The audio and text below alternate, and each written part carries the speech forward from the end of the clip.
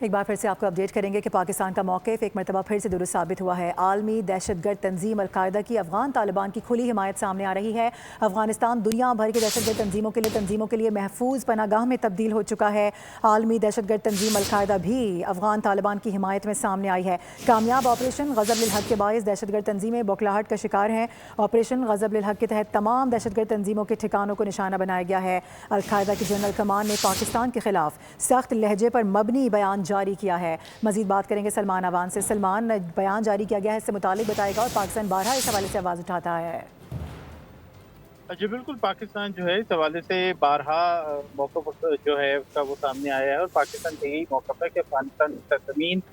پاکستان کے خلاف استعمال ہو رہی ہے، اور یہ سوچے سمجھے منصوبے کے تحت ہو رہی ہے، کیونکہ افغان طالبان فتنہ الخوارج کو، فتنہ الہندوستان کو پاکستان کے خلاف ایک اسٹریٹجک ایسٹ سمجھتے ہیں، اور یہ ان کی بہت بڑی غلط فہمی ہے۔ پاکستان کے خلاف وہ اسٹریٹجک ایسٹ نہیں ہے، بلکہ الٹا وہ افغان طالبان کے لیے ایک لائبلٹی بن چکے ہیں، اور کیونکہ افغان طالبان ایک حکومت نہیں ہے، ایک رجیم ہے، ایک ملک نہیں ہے، ایک گروہ ہے جو اس ملک کے اوپر قابض ہے۔ تو آپ نے دیکھا کہ کس طرح سے اس بیان کے اندر واضح طور پر وہ کہہ رہا ہے کہ زیادہ تر مجاہدین، سو کالڈ مجاہدین جو کہ در حقیقت فسادی ہیں، فساد پہ نٹ پھیلانے والے ہیں، وہ اس علاقے کے اندر موجود ہیں، اور اس بات کے منتظر ہیں کہ کب انہیں طالبان رجیم جو کہ ایک ٹیررسٹ رجیم کے طور پر سامنے آیا ہے، وہ انہیں مزید احکامات دے۔ اور جس طرح سے اس نے بات کی ہے کہ تمام جو افغان شہری ہیں ان کا فرض ہے کہ وہ افغانستان کے رہنماؤں کا اور انتقادیوں کا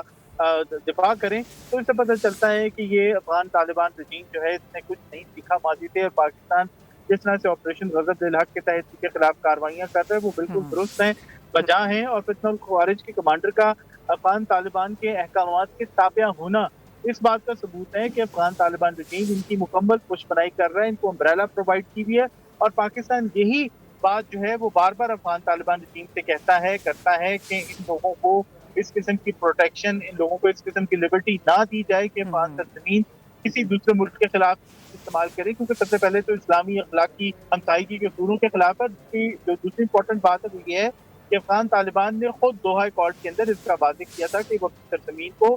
دنیا کے کسی بھی ملک کے خلاف استعمال ہونے سے روکیں گے۔ تو یہ واضح سے پھر جانا یقینی طور پر کسی بھی ایک ایسے شخص کا فیل نہیں ہو سکتا جو کہ اسلام کی بات کرتا ہو، اسلامی اصولوں کی بات کرتا ہو، اسلامی نظام اور قرآن کی تعلیمات کی بات کرتا ہو۔ تو اس سے ظاہر ہوتا ہے کہ طالبان رجیم کا ان دونوں چیزوں سے، یعنی کہ اسلام سے اور اسلام کے بعد اسلامی تعلیمات سے کوئی تعلق نہیں ہے۔ تو پاکستان کا موقف تو پاکستان کو تو پتہ ہی ہے، پاکستان کے عوام کو بھی پتہ ہے، پاکستان اس کے ثبوت بھی پیش کر چکا ہے۔ تو یہ بیان سامنے آنا، اس کو آپ ایک اور